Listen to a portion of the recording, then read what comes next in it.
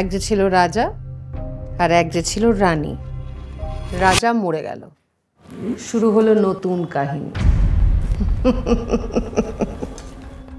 ওই যে কথায় বলে না, all is fair in love and war and politics.